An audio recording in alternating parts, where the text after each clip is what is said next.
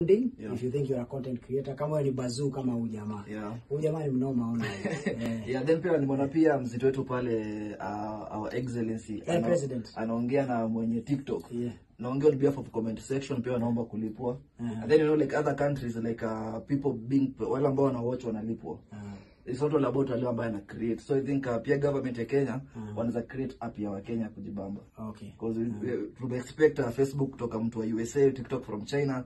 I think pia president anaweza kuja maybe na app ya Wakenya. I'm told ukienda live pia unalipwa. But sasa ni flowers. Si pesa. Unasema tap flowers watu lion.